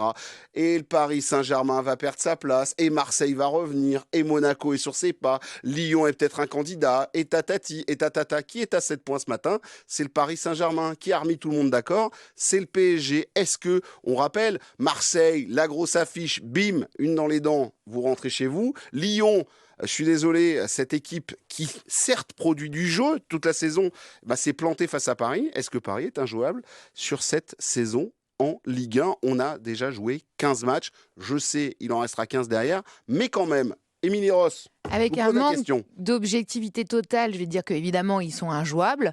Après, de mois à mois, c'est-à-dire que moi, les deux nuls Nantes et Auxerre, excusez-moi, mais je les ai pas bien digérés en fait. Ce côté impossible de trouver des solutions Mais face à un ouais. bloc bas, etc. Et en fait, ce que je n'aime pas... Alors, ça dépend aussi quelle définition vous donnez à injouable, mais je trouve que en fait, tu peux quand même les percer en fait. Alors, ok, et c'est là où le niveau de la Ligue 1 et des autres équipes rentre en considération. Par contre, c'est pas des tueurs. Ok, moyenne de but par match de 3, mais parce que parfois ils en ont mis 6, mais contre Montpellier. Enfin, tu vois, injouable, le terme, il est très fort. Ils vont être injouables sur le classement, mais sur un match, moi, je suis désolée. Hier soir, j'étais pas confiante. Je me suis dit qu'à tout moment, ça pouvait faire 2-2. Tu vois, jusqu'à temps que ça n'ait pas sifflé à la fin, ce PSG-là, même en Ligue 1, depuis ces deux Pas en derniers... maîtrise. Ben non. Un peu plus hier, et donc tu te rassures, mais parce qu'on est sur une bonne semaine, c'était la semaine A. Semaine prochaine, semaine B, t'es pas sûr en fait. Et moi, c'est pour ça que injouable, mais je dis ça par ego et par. Mais en vrai, je flippe quand même. Est-ce Mais que pas de la place dans le classement, attention. Hein. C'est vraiment au match le match, tu vois. D'accord, ils seront champions, mais Oui, par oui, contre, ça, pour le c'est reste, ok. voilà. Oui, mais Mais- tu vois, on a quand même eu ce petit écho là tout ce week-end, on a entendu en disant... C'était pour vendre la Moi, Ligue je vais pas 1. te mentir, je vais pas te mentir, c'est mon écho préféré. J'adore ça. J'adore les Mais c'est week-ends pour vendre la Ligue 1, ça où- fait du les bien. week-ends où à chaque fois il y a un petit semblant de suspense. Oh tiens, dis donc, est-ce que ce serait pas pour le moment pour le Paris Saint-Germain de tomber, etc. Et derrière, Allez, 2-0 au à la revoir. 15e, là, merci. Non, mais alors moi, je suis pas forcément d'accord avec toi, Émilie, là-dessus. Je trouve que les matchs face à Nantes et Auxerre sont plus de l'ordre de l'épiphénomène par rapport à ce qu'on a vu sur le début de la saison. Et on a. Épiphénomène 2 fois de suite. Oui, mais ça Bah, peut moi, arriver, c'est- quoi. Ça peut arriver Ah sur, bah, ça sur va, une. alors. Mais non, je dis pas que ça va. On trouve pas les J'explique solutions. qui- Je reviens sur mon bloc bas, on trouve pas de solution face à ces Bon, blocs c'est bas. pas vrai. Enfin, il y a plein de matchs où on a trouvé des solutions face à des blocs bas en Ligue 1. Ça s'est rapidement fait. Enfin, il y a des victoires. Angers, ils ont joué très bas. Il y avait 4-0 à la mi-temps, tu vois. Donc, on a vu ça sur des rencontres de Ligue 1. Effectivement, il y a eu ces deux matchs où ça a été moins bien. Et encore, moi, je les distingue vraiment les deux matchs. Nantes. Il se passe, on marque assez rapidement et après le 1 partout, il se passe rien pendant toute la deuxième période. Angers sur la deuxième mi-temps, franchement, il y a Auxerre, pardon, Auxerre sur la deuxième mi-temps, il y a quand même énormément d'occasions. Il y a des ratés qui sont invraisemblables, il y a des face à face. Enfin voilà, t'as trouvé les solutions. ouais, mais non ça, mais en fait, ça voudrait dire ne pas trouver les solutions, ça voudrait dire qu'il n'y a pas d'action, il se passe rien et on est perdu complètement. Là, on les a eus, c'est juste qu'à la fin, on les a pas mis. Mais les solutions, elles ont été trouvées. Il y a des moments où il y avait 10 joueurs en défense centrale, mais quand même, 10 joueurs en défense côté Auxerrois, mais on avait quand même trouvé la solution pour qu'un attaquant soit dans la meilleure position pour marquer. C'est juste qu'après, il n'a pas marqué, tu vois. Mais donc, Enfin, c'est quand même excuse-moi, c'est l'objectif non, du mais football. Bien sûr, mais dans Je l'idée. vais être très basique. Je te parle pas du fait de marquer ou de pas marquer, c'est que dans l'idée de savoir contourner le bloc pour marquer, on avait fait ce qu'il fallait faire. Donc moi là-dessus j'étais moins. Mais bien sûr qu'on a un joueur en Ligue 1. Enfin, il n'y a pas de concurrence en Ligue 1. Il y a tout à dire sur la Ligue des Champions et sur notre place réelle et sur donc la place réelle du championnat. Parce que si on domine autant ce championnat, c'est que c'est un peu inquiétant. Mais en Ligue 1, il y a pas. Il y a un complexe déjà. Il y a un complexe d'infériorité des autres clubs par rapport à nous. Parce que Lyon. Mais on l'a bien vu. Lyon, la première demi-heure qu'ils font, elle est honteuse pour. Moi, je suis supporter lyonnais, mais je suis au bazooka. Je tire au bazooka aujourd'hui. Certains disaient que c'était le retour de Silvinho en tant que coach. Ouais, mais Pierre Sage, il s'est gouré dans ses changements aussi, parce que la sortie de Mikotadze et Cherki en même temps, j'ai pas compris et ça nous a bien aidé. Mais on a une énorme marge sur la Ligue 1, sur toutes les équipes. Je sais pas, on a un entraîneur qui vit sa plus belle saison, Mais dans les dit- statistiques, il a raison. Dans dit les que actions créées, il sort les actions créées et les actions concédées, il a raison. Je vais C'est des chercher chiffres, Mathieu. hein. Je vais Pardon, chercher Mathieu. excuse-moi. Monsieur Bédouc, ça Pardon. fait 2 minutes. Il faut savoir C'est vrai, pardon. lâcher le micro. Mathieu, cette équipe du Paris Saint-Germain qui effectivement, on sent qu'il y a encore, même si on est jeune, même s'il y a de la jeunesse dans cette équipe, même si ça manque peut-être un peu de caractère, il y a encore techniquement une marge importante pour être invincible, invincible, en tout cas injouable cette saison en Ligue 1. Le seul match qui m'inquiète un peu, c'est celui de mercredi prochain à Monaco, parce que c'est une destination qui nous réussit pas beaucoup. Et même si en ce moment, ils sont un poil moins bien depuis 2-3 matchs, je trouve que c'est une équipe qui a tout pour nous ennuyer. Mais après, c'est vrai, là, il restera peut-être un match à Lyon, mais on a été à Nice, On a été à Marseille, on a joué Lille, on a joué Brest. Tu vois, on a joué un peu toutes les équipes fortes, des équipes en plus qui brillent en Coupe d'Europe, et on a été en difficulté quasiment contre personne. Donc je pense que tactiquement, on a une avance considérable sur toutes les équipes, mais vraiment, et ça c'est le travail du coach qui a mis en place une base tactique qui est hors norme, peut-être qu'on n'a jamais vu au club depuis l'achat de QSI, et ce qui n'est pas forcément le plus sexy, mais il y a vraiment une base collective hyper intéressante. Et après, ce que j'aime bien, c'est que je trouve qu'on est extrêmement perfectible, parce que tu as beaucoup d'axes de progression, que ce soit défensif, transition défensive, l'efficacité, et que malgré ça, tu as 7 points d'avance en étant toujours invaincu. Il ne faut pas oublier que Luis Enrique, il est toujours invaincu à l'extérieur en Ligue 1 depuis 30 matchs. C'est pas rien. Je veux dire, ça veut dire qu'il a déjà été joué 2 fois à Marseille. Il a été joué partout, il a été à Monaco, il a perdu nulle part. Peut-être qu'il perdra mercredi. Après, c'est pas déshonorisant de perdre à Monaco, mais il y a quelque chose avec cette équipe, une marge de progression qui est énorme, et le plancher, il est déjà très élevé par rapport à la moyenne de la Ligue 1. Maintenant, comme c'est un club qui a 800 millions d'euros de budget, qui a mis beaucoup d'investissements, on attend plus, et c'est normal. Qu'est-ce qui peut plomber ce PSG? Est-ce que ça va être encore le 29 janvier, tu te fais sortir de la Ligue des Champions, tu sais que tu vas être en crash comme d'habitude en sortie de Ligue des Champions, ou est-ce que cette année, il y a peut-être une vision de se dire on est capable de tenir le choc, même s'il il va y avoir des remous pour le mois de janvier? Tu me regardes là? Ouais, je te regarde. Ouais. C'est ces lunettes qui brillent.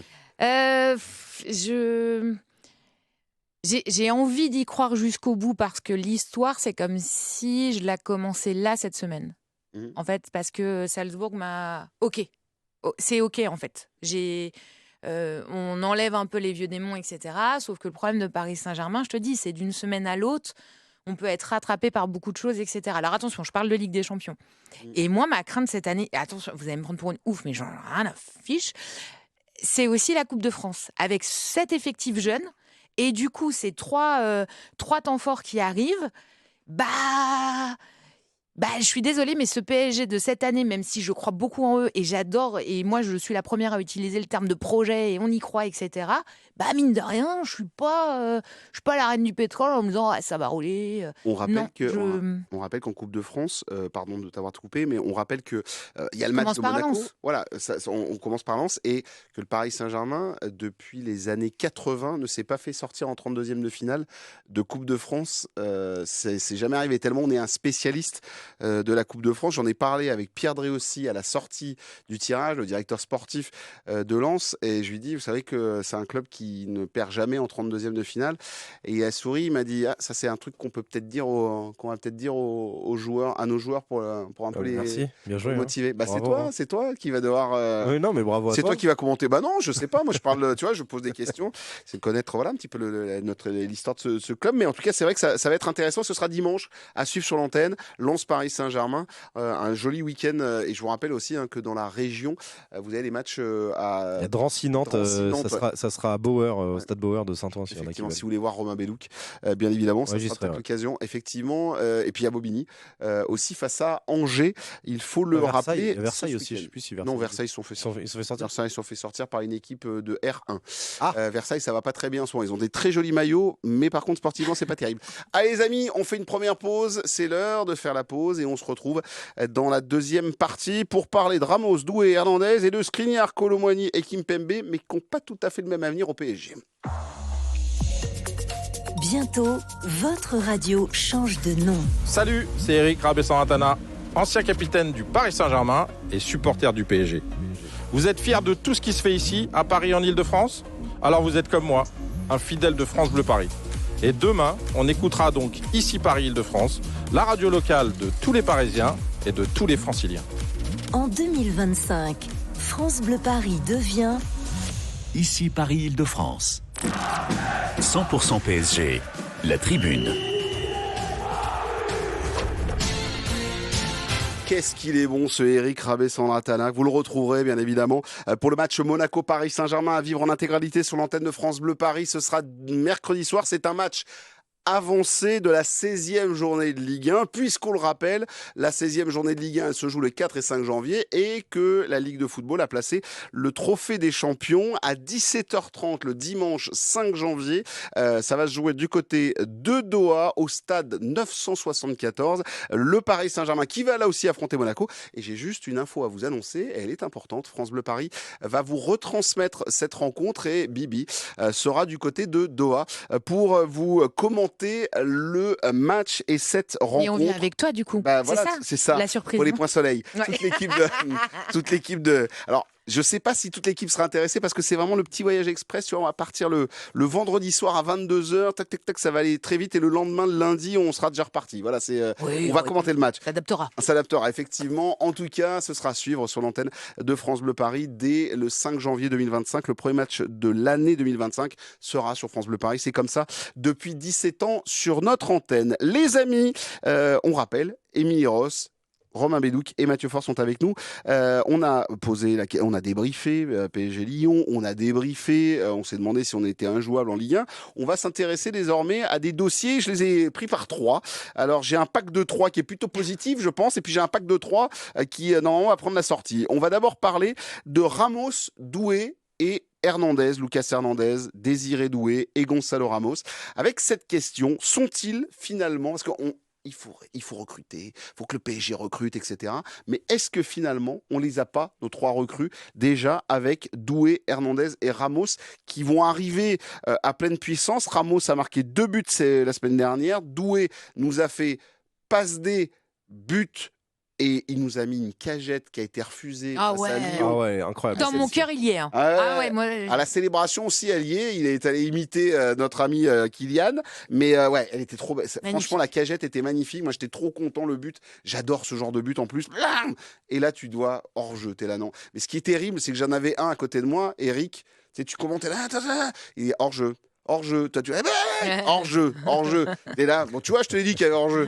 Ça servait à rien de t'énerver. Bref, les amis, sont-ils les 3 recrues de l'hiver? Mathieu, avec toi, Ramos, Doué, Hernandez, les recrues de l'hiver pour le Paris Saint-Germain? Évidemment non. Pourquoi? Parce qu'ils étaient déjà dans l'effectif, donc c'est pas des recrues. Ouais, mais quand même.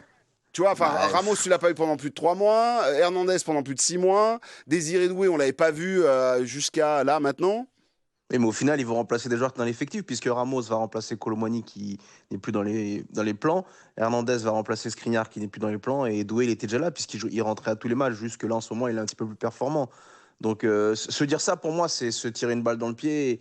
Et il faut absolument renforcer le groupe quantitativement et surtout qualitativement en janvier. C'est indispensable parce que tu es sur un fil. Là, la moindre blessure, tu es à poil de partout. Et je trouve ça hyper dangereux de se dire que ces 3 recrues, il n'y a pas besoin de recruter. Il semble, et c'est même à peu près sûr, que le directeur du foot le dit au moins pour 2 joueurs en disant que Ramos et Hernandez sont des recrues pour la deuxième partie de saison. Je t'ai vu dodeliner un petit peu de la tête sur ce que disait non, parce Mathieu. En fait, la question est hyper intéressante. Ah, merci, c'est gentil. Ouais. Mais il est cool. 1h10 qu'on fait le podcast, c'est bien. C'est bien, Bruno. T'as quand même une question intéressante. Mais non, dans le club des 5, on la placerait, tu vois. N'importe quoi, ça. Allez, à toi. Mais non, elle est hyper intéressante parce que effectivement, moi, par exemple, je pense qu'il ne faut pas recruter au poste de numéro 9. Je pense que ça ne doit pas être la prio. Parce que Gonzalo Ramos est un apport par rapport à ce qu'on n'a pas eu sur le début de la saison. J'entends Kolo Muani, etc. Mais l'apport de Kolo Muani dans le collectif parisien était infime. Donc c'est pas un remplacement de Kolo Muani si on a Gonzalo Ramos qui a une bien plus grande importance que Kolo Muani ne l'avait sur la première partie de saison. Et son but hier à Gonzalo Ramos, c'est tout con. Il est pas difficile son but. Hein. Mais c'est un but de mec qui a la dalle de marquer, quoi, qui va se contorsionner pour pouvoir marquer un but, alors qu'il y a Fabian Ruiz qui est à côté de lui, et on ne sait pas si c'était pas un véritable attaquant qu'il aurait peut-être laissé à Fabian Ruiz, et que Fabian Ruiz il aurait mis du temps peut-être à tirer, et retour du gardien, tu sais pas ce que ça donne, tu vois. Donc je trouve que c'est un oui Gonzalo Ramos pour moi c'est un renfort, parce qu'en plus Physiquement, il va forcément aller de mieux en mieux et on le sait qu'il met toujours un peu de temps quand il revient de blessure à avoir la plénitude de ses moyens. Donc oui, c'est une recrue. Après, est-ce que ça veut dire qu'il ne faut pas recruter? Je pense qu'offensivement, il faut quand même recruter. Il faut recruter un ailier, que ça soit un ailier qui peut aller soit à droite, soit à gauche, pour pouvoir délaisser un peu Barcola et Dembélé d'un peu de temps de jeu, et en plus peut-être aussi les motiver et les remotiver à avoir de bonnes performances. Et puis derrière, ça va. En fait, Lucas Hernandez, c'est un gaucher.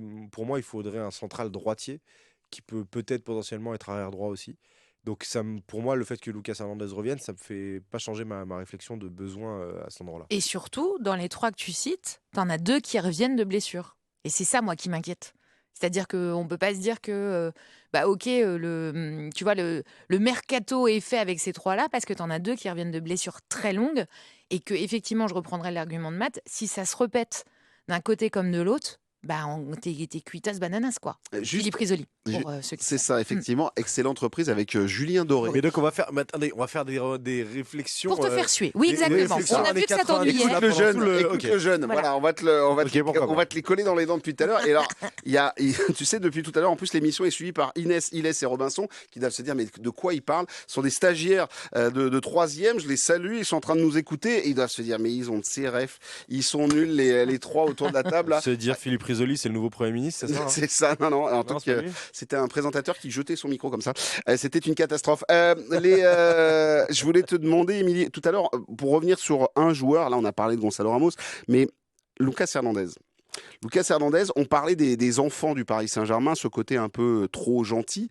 Lui, c'est dans le côté joueur important, dans la grinta, dans l'agressivité, dans le côté un peu, on demandait au côté mal alpha, être un peu impactant. Est-ce que lui, par exemple, c'est une recrue? Ça fait 7 mois qu'on ne l'a pas vu sur un terrain. Mais justement, c'est ça qui est chaud.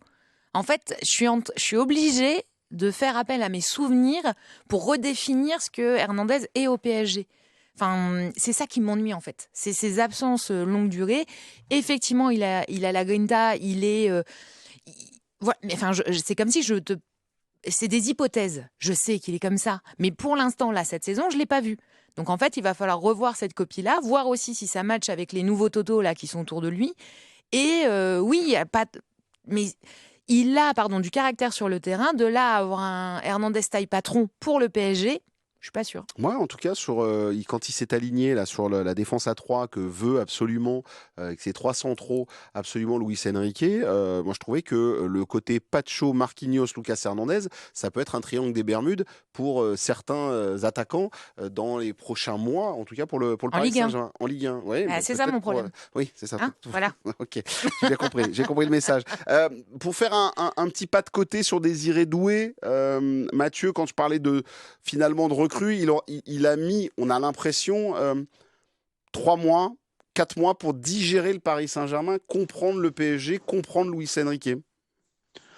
Il faut aussi remettre en perspective, c'est un joueur qui a 19 ans, parce que Luis Enrique, il le répète 10 fois par conf, qu'il a aussi une somme de 50 millions au-dessus de la tête, c'est pas facile, que cet été, il a fait les JO, donc il a fait une préparation tronquée, que son transfert a mis du temps à se faire, que voilà, il a été essayé à plusieurs postes. Aujourd'hui, tu sais pas non plus vraiment dans quel poste il pourrait être le plus efficace, même si moi je pense que c'est avant tout un joueur axial et que par contre le coach, tu sens qu'il compte énormément sur lui puisqu'il le fait rentrer à tous les matchs. Il doit bien s'entraîner, ce qui est très important aux yeux de Luis Enrique. Et donc c'est un joueur qui va grappiller des choses petit à petit. Et puis là, il vient de faire plusieurs bons matchs ou bonnes rentrées en étant décisif, en étant impactant, en mettant de la personnalité. Et ça va lui mettre de la confiance. Parce que je me souviens de rentrer au début où dès qu'il avait la balle, il mettait une cartouche. Il voulait absolument marquer. Enfin, tu sentais vraiment, il se précipitait, il était perdu. Là, il est mieux, il est peut-être plus calme, plus serein, il commence à mieux comprendre. Donc ça, c'est un vrai joueur important. Mais ça reste un joueur de 19 ans dont on ne connaît pas encore le plafond ni le poste le plus efficace. Mais c'est hyper important d'avoir un joueur comme ça qui, en plus, quand il rentre dans un match, est capable d'être impactant, ce qu'on n'a pas beaucoup. Donc ça, c'est une super recrue, mais tu le savais, puisque tu as quand même mis 50 millions d'euros sur lui. Juste petite info, quand on est sorti du match après Salzbourg, il est venu nous parler et il nous a dit, on lui a demandé son poste, on lui a dit, bah là, tu t'es retrouvé numéro 9 et il a dit, mais attendez, mais je travaille ça à l'entraînement avec Luis Enrique. Il me demande d'être numéro 9, ou en tout cas d'être dans cette zone-là et de pas forcément être qu'un ailier. Tu voulais réagir par rapport à ce qu'a dit notre ami Mathieu, Émilie? Moi, ce que j'aime bien avec Doué, c'est-à-dire qu'on l'a annoncé quand même en grande pompe. Après, on n'a pas vu forcément grand-chose. Et en même temps, je reprends les arguments de Matt, jeune joueur, etc. Et que je trouve que là, le timing est parfait. C'est-à-dire que avant la trêve, alors attention, il y a le match de mercredi, mais avant la trêve, il a marqué les esprits. Tu sens que le travail de août, septembre, octobre, novembre, bim. Et en l'occurrence, sur une semaine importante pour le Paris Saint-Germain. Et je trouve que là, il a marqué beaucoup de points. Par contre, je suis obligée quand même de me dire, j'espère que ça va durer. C'est-à-dire que je n'ai pas la certitude. C'est-à-dire que c'est un joueur qui il est vraiment sur une belle montée en puissance. On sait ce que ça va donner, mais là encore, c'est limite un projet. C'est projet Doué, quoi. On va voir. Impactant et surtout, enfin, une concurrence pour Bradley Barcola, Romain. Mais en fait, là, pour le coup, tu vois, tout à l'heure, je disais que j'étais pas forcément inquiet sur les matchs de Nantes, Auxerre, etc. Là, pour le coup, je suis vraiment rassuré parce que je commençais un peu à m'inquiéter pour Doué. Je nie pas le talent du gamin. Parce que on l'a vu à Rennes, etc. Et puis on l'a vu par la Romain Bédou, qui nous il nous prend pour des vieux, mais là il fait le gamin. C'est un gamin, il a 19 ans quand même. Mais donc je nie absolument pas le talent, mais parfois, quand un contexte n'est pas favorable, c'est difficile de remonter ça paraissait long. Voilà, je nie pas Hugo Ekitike, on niait pas le talent, mais ça n'a pas marché parce que la pression a fait qu'il était dans une spirale négative dont il n'a jamais su sortir à Paris. Et donc, je disais pas que Désiré Doué, ça allait faire une Ekitike, mais il pouvait y avoir ce risque-là. Et le fait qu'il ait réussi à passer outre, à travailler et à pouvoir être décisif déjà contre Salzbourg, parce que son entrée contre Salzbourg elle est quand même très très bonne, et confirmé dans un rôle de titulaire, dans un choc de Ligue 1 face à une des meilleures équipes de France actuellement, parce que Lyon c'est une des meilleures équipes de France actuellement, c'est non seulement hyper rassurant mais hyper prometteur. Et je faisais le parallèle ce matin dans ma chronique avec la saison dernière de Bradley Barcola, où il y a eu aussi une première partie de saison d'intégration du logiciel Luis Enrique avec des performances qui parfois étaient un peu frustrantes, parfois avec des accélérations mais pas forcément la finition. Je pense notamment au match contre Newcastle l'année dernière où il avait fait des ratés mais il avait eu au moins des opportunités qui s'étaient créées tout seul. Et après, en deuxième partie de saison, ça a été un Bradley Barcola de plus en plus important dans l'effectif, qui s'est imposé sur un poste, etc. Est-ce qu'on pourrait avoir la même chose avec Désiré Doué? Je ne sais pas, j'espère. Ça voudrait dire qu'il y ait beaucoup plus de concurrence. Mais en tout cas, la semaine là, qui vient de se passer m'a énormément rassuré sur l'avenir, au moins déjà à court terme, mais donc à long terme par la suite, de Doué à Paris. Et sachez que... Petite anecdote, je sais que vous aimez bien ça quelquefois, ceux qui écoutent, peut-être que vous, autour de la table, vous dites « le vieux il radote ». Petite anecdote, à Auxerre, nous avons croisé avec Julien Froment le papa de Désiré Doué, et ce monsieur, en fait, on cherchait à manger en fin de match, on a trouvé une buvette qui était ouverte, donc on allait chercher un sandwich, et là il y a un monsieur qui nous parle de la presse, qui nous parle des journalistes, mais très cool, très sympa, il nous dit rien. On discute. Monsieur, bonne soirée, au revoir. Et il leur fait, et il baisse la tête, il fait « Ah, au fait, les gars, je suis le papa de Désiré Doué. » On regarde, il fait « Vous rigolez ou quoi ?» Mais le type très naturel, très sympa, il fait « Non, c'est pas du tout une blague, je suis avec mes potes, on est dû voir le match et je suis fier de mon fils. » Et il s'est barré comme ça. Magnifique, mais tu sais... J'en connais quelques-uns qui préfèrent les salons VIP et qui voilà. Et lui, attends, laisse-leur le temps. Voilà. Tu vas voir. Non mais lui, il était collé. Voilà, il était collé en train de manger son sandwich. Il était en train de craquer son sandwich tranquillou avec ses copains. Il était venu voir son fils et il était heureux. Et ça m'a donné foi en ce garçon un petit peu plus, en se disant que quand on ça donne du crédit à son fils. Je suis d'accord avec. Voilà, quand on a un papa qui mange le sandwich classique au lieu d'aller faire en VIP. Et ben ça me rassure un petit peu. Je dis ça, je dis rien, même si les salons VIP sont très sympas. Si vous voulez m'inviter, quelquefois, il n'y a pas de souci. Est-ce que les sandwichs sont bons dans les salons VIP? Je sais pas. En tout cas, au buffet du Paris Saint-Germain Presse, ils sont pas bons. Ça, c'est sûr. Les amis, juste pour faire un petit plaisir à Émilie. Les bananas. Non, voilà. Sérieux. Eh oui. N'importe quoi. Hein. Ça, c'est dès que Tu dis ça parce que tu connais pas. Voilà. C'est n'importe quoi. Si, bien sûr. Dès que Lucas vient réaliser ce podcast, il le fait pas souvent, mais C'est voilà. n'importe quoi aujourd'hui. Voilà, Lucas, mais- il a des références. Lucas, on est connectés. Merci à toi. Voilà, Lucas. Merci d'exister, Lucas. Merci, il réalise l'émission. Déjà, il nous supporte depuis déjà plus d'1h20 sur cette émission. On va terminer, les amis, on a parlé de Ramos, on a parlé de Doué, on a parlé d'Hernandez. On va terminer sur 3 autres. Alors là, c'est pas le même mood, c'est pas tout à fait pareil. On leur a un petit peu indiqué par où était la sortie.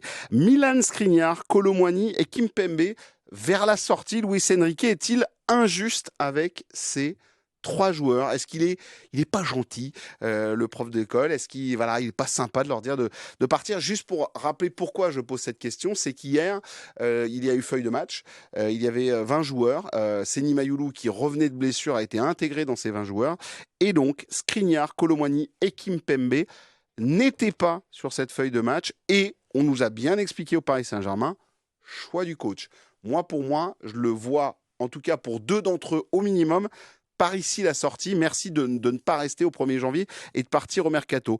Les amis, Mathieu, avec toi, Skriniar, Kolo Muani, est-ce que Luis Enrique est trop dur avec ses joueurs? Et est-ce que tu penses que ces 3-là doivent partir? Bah, il peut pas être trop dur, sachant que Skriniar et Kolo Muani, on leur avait déjà demandé de se trouver un club l'été dernier.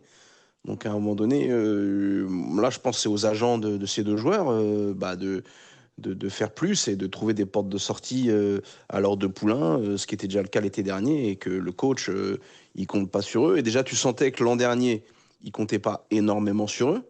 Donc le coach, pour le coup, je trouve qu'il est droit dans ses bottes. Il a jamais changé d'un iota. Il correspond pas du tout aux joueurs de football qu'il apprécie, et il n'a pas envie de collaborer avec eux, quoi. Donc je trouve ça plutôt normal.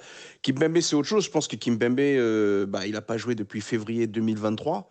On est mi-décembre 2025, donc on est sur une absence bientôt de 18-20 mois, ce qui est énorme, presque même 22 mois, ce qui est énorme dans une carrière d'un footballeur. Donc je pense qu'on ne mesure pas dans quel état physique il est et à quel point il est loin de pouvoir prétendre retrouver le haut niveau. Donc je pense que là, ce n'est pas vraiment un choix sportif, c'est que c'est un joueur qui a été arrêté trop longtemps et qui n'est pas capable pour l'instant de figurer dans un groupe pour jouer des minutes à un sport de très haut niveau, quoi. Juste sur Kimpembe, je reste avec toi, Mathieu, puis je vais faire juste un mini tour de table avec les copines, la copine et le copain.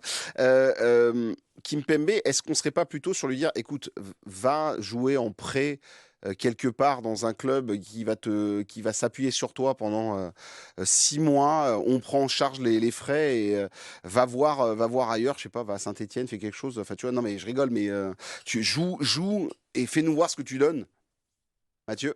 Mais tu penses qu'il y a un marché pour Presnel Kimpembe aujourd'hui? Ouais, je suis d'accord. Ah, je sais pas. Il a Je pose un la question. salaire, il a un salaire déjà exorbitant, donc il faudrait que le PSG prenne en charge le salaire. Et puis là, aujourd'hui, si tu recrutes Presnel Kimpembe, c'est quand même une pièce en l'air. Tu sais absolument pas, si tu te bases sur quel échantillon de match, sachant qu'il s'est blessé quand même en février 2023 et il avait raté la Coupe du Monde 2022 parce qu'il s'était déjà blessé juste avant la Coupe du Monde 2022. Et je me souviens d'un match à Auxerre où on gagne 5-0 et Tiki marque son premier but, c'est juste avant la Coupe du Monde 2022 où il fait des essais, où déjà il est un peu limite, il fait pas un bon match. On est sur une très très très très longue absence sur ce joueur. Donc aujourd'hui, faut vraiment, soit tu aimes beaucoup de joueurs et tu as envie de lui faire plaisir, mais pour que ça soit une recrue effective et efficace de suite, faut que tu aies des critères objectifs et tu n'en as pas beaucoup aujourd'hui. Hein. La seule chose qui m'ennuie, moi, avec Kimpembe, même si sportivement, je suis d'accord, malheureusement, Luis Enrique, il l'a jamais vu, le gamin, quoi. Enfin, tu vois, moi, c'est plus l'histoire, quoi.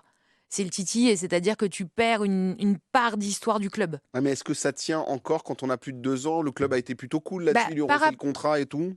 Ouais, mais moi, voilà, c'est ça qui me touche, c'est de me dire, et en même temps, la faute à qui, en fait? C'est-à-dire que, oui, le constat, ce serait difficile de dire à Luis Enrique, non, il faut vraiment que tu le gardes. Sur quelle base et pourquoi, si ce n'est une histoire et une ADN de club, mais comme il est en train de reconstruire quelque chose, ça ne me choque pas du tout, malheureusement, que Kimpembe soit pas dans le plan, quoi. Presnel Kimpembe, on verra. Moi, j'imagine un club, je sais pas, qui tente. Moi, je Il pense doit que c'est coûter un bras d'enfant. là pendant Mais ça va pour un être- ça va être mercato pour le plaisir, d'hiver, pour un mercato d'hiver, je pense pas qu'il y ait un club qui sont en capacité financière d'assumer un Kimpembe qui aillent se pencher sur Kimpembe. Non, mais tu lui files des tickets resto et le PSG bah tiens, prend il va charge. accepter, oui, Moi, c'est bien moi, le genre. je pense que c'est à... Il a l'air d'aimer le football et de jouer pour le plaisir, tiens. Moi, je pense que c'est à lui de bosser.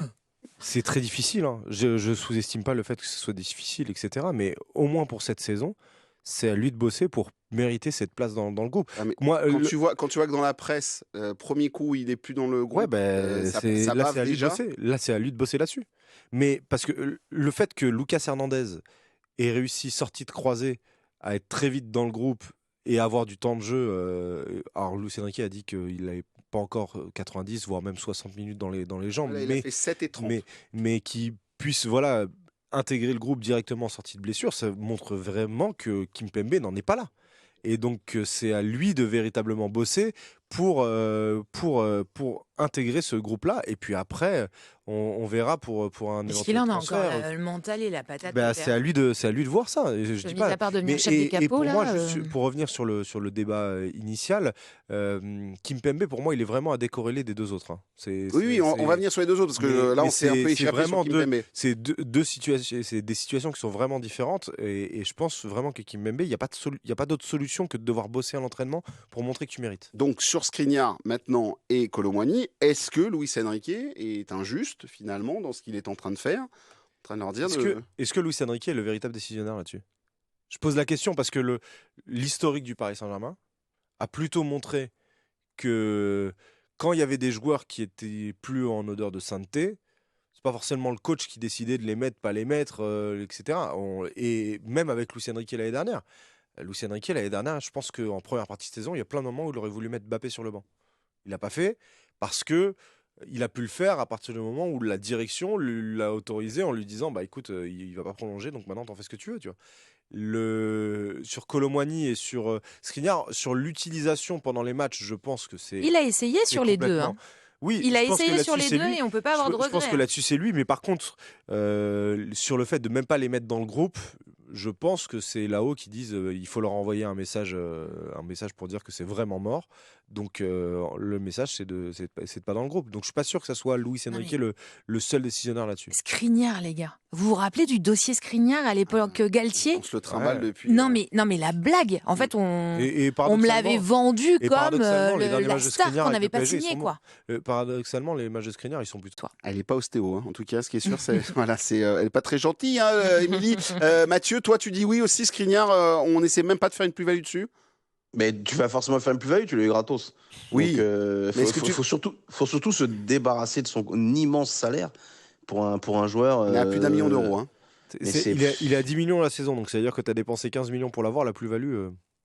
Puis il est moche. Puis voilà, il est moche, ce collier de barbe là en 2024. C'est vrai qu'il avait un petit côté link-up. Tu sais. Qu'est-ce que vous avez là? Mais ça va pas, non, quoi? Link-up, c'est pas un peu trop jeune pour vous, Link-up là? Mais non, attends, Matt Pokora, Popstar et tout. Tu vois, les Link-up, tu vois pas ce que c'est? Non, je crois en mon étoile. Non, Lucas, ne pars pas là-dessus. Lucas qui réalise, ne touche pas. Moi, j'étais plus une seconde d'éternité, moi. Pour Randal Kolo Muani, je veux terminer avec lui, bien évidemment, parce que Randal Kolo Muani, c'est quand même un four énorme. J'en suis désolé de parler comme ça. Le propos est dur de ma part, mais quand on a dépensé 75 millions d'euros plus 15 derrière de tout ce qui est bonus et autres, ce qui nous amène à 90 millions d'euros, ça fait cher la machine à laver, comme nous l'a dit Luis Enrique il y a quelques temps. Là, sur ce dossier-là, lui aussi, on lui a fait comprendre qu'il fallait partir, pas rester là, Mathieu, et après on le rangera dans la case crash industriel pour le coup, et qu'il faudra donner à Nasser Al-Khelaifi et pas à un autre. Hein. Bah, je suis un peu triste parce que j'ai l'impression que Randal il va détrôner mon ami Jesse, qui était pour moi le plus grand fiasco et crash. Pas, quand même. Écoutez les amis, moi je suis assez d'accord. En rapport qualité-prix peut-être, mais en le mec il a quand même marqué des buts, tu vois. Oui, mais bon, t'es sur quoi, le troisième plus gros transfert de l'histoire de club, et t'es sur un fiasco industriel, et ça confirme aussi qu'il faut que Monsieur El Khelaifi continue à faire ce sport qui sert à rien là, avec Romain là, le padel, et qu'il arrête de faire les transferts. Dès qu'il se mêle d'un transfert. Et il a joué avec mon prof de tennis à Cagnes-sur-Mer. Immense papier dans SoFoot avec le Pascal Chapat. Il a joué avec Nasser. Non, il faut que Nasser il arrête de faire les transferts. Tu vois, là, tu sens que c'est un transfert. Il a dit ouais, je m'en charge, c'est pour moi et tout. On sait, Francfort, il se lave les mains. Tu te rends compte qu'on leur a payé quasiment, on leur a donné Hugo Ekitike pour avoir Randal Colomwani. On leur a filé, je sais pas, 70 briques en plus. Mais c'est du génie ce move. Enfin, voilà, Randal, faut arrêter. Je l'aime bien, l'histoire a été belle, il adore le PSG. Son parcours, il est particulier, pas de centre de formation, etc. Mais ça marchera jamais. Et en plus, il est avec un coach qui lui trouve aucune qualité. Donc il faut arrêter le fiasco. Là, ça fait 18 mois, c'est extrêmement difficile pour tout le monde. Donc merci, le 1er janvier, tu prends le même Uber que Milan et vous allez où vous voulez, mais on ne veut plus vous voir. Mais erreur du Paris Saint-Germain, attention, moi je ne mettrai pas toute la faute sur Colomwani, qui est arrivé comme ça, qui va repartir comme ça, mais pour moi c'était un mauvais choix. Il n'a pas réussi à s'épanouir, mais je lui taperai pas dessus. Il n'est pas responsable du prix de son transfert. Et en même temps, il aurait été débile de ne pas accepter tout ça, quoi. Donc, il y a des moments où il aurait pu se faire un peu plus violence, quoi. Mais oui, c'est pas le principal. Il n'y a jamais un seul responsable. C'est pas dans son ADN. Ah pardon, excuse-moi. Signeté comme ça. Ouais, mais on ignore parce qu'on est bien. Oui, mais depuis tout à l'heure. Ça fait que 3h30 qu'on est là. Il y a Lucas déjà, il m'a mis Link Up de côté et heureusement, je lui ai dit, tu vas pas me mettre ça. Mon étoile. N'importe quoi. Lucas, et cette émission, ça ne va pas. Lucas, bon, allez, les amis, il est temps de siffler la fin de cette grande récréation autour du PSG. Qu'est-ce que c'était que cette chanson ? J'en en reviens pas. Voilà. Mais moi, j'ai déjà fait un karaoké avec Émilie Ross et je peux vous dire que ça envoie du bois. Merci, mesdames, mesdemoiselles, messieurs, de nous avoir suivis. Je vous rappelle, des pouces, des étoiles, des commentaires. Vous n'hésitez pas sur les réseaux sociaux, bien évidemment, sur 100% PSG La Tribune. Merci Romain, merci Mathieu, merci Émilie, merci Lucas et merci à Inès, Ies et Robinson. Je ne sais pas s'ils ont tous les trois tenus parce qu'ils étaient du côté de la vitre, à côté de Lucas, mais en tout cas, c'était nos stagiaires de 3e. Merci à toutes et à tous. Je vous rappelle que le prochain match du Paris Saint-Germain, c'est mercredi du côté de Monaco PSG à vivre en intégralité sur l'antenne de France Bleu Paris. Et avant de se quitter, vous vouliez le penalty smooth de Vitinha. On vous propose même les 3 buts du Paris Saint-Germain hier soir face à Lyon. Ciao, bye bye. Il est passé avec maintenant Désiré Doué qui va rentrer dans la surface de réparation. Désiré Doué, centre en retrait. Dembélé, joli. Pour le Paris Saint-Germain, quel travail de Désiré Doué. Vous ne le voyez pas, mais il est à mes côtés. Eric Ramé-Sandratana, debout, en train d'applaudir le travail de Désiré Doué. Et ce centre en retrait pour Ousmane Dembélé. Allez, Vitinha, 13e minute de jeu, le face-à-face avec Lucas Perry. Il est immense, hein, 1m97. Il va falloir aller chercher le bon côté pour Vitinha qui va s'élancer. Il fait des petits pas. Désormais, Vitinha, il s'élance. Le petit contre-pied. C'est beau. Une petite douceur, un petit bonbon, un petit ballon qui roule et qui part dans le filet droit. Attention, Corentin Tolisso, Cherki, Mikotadze, le petit ballon piqué, but. Et voilà, la passe de Cherki. Ouais, mais Mendes, il a mal. Avec Gonzalo Ramos qui va récupérer parfaitement le ballon. Avec maintenant Fabien Ruiz, c'est Gonzalo Ramos qui maintenant passe à Bradley Barcola, qui contrôle le ballon, entrée de surface de réparation. Il va frapper, ça va être pour Gonzalo Ramos. Goal, mon petit.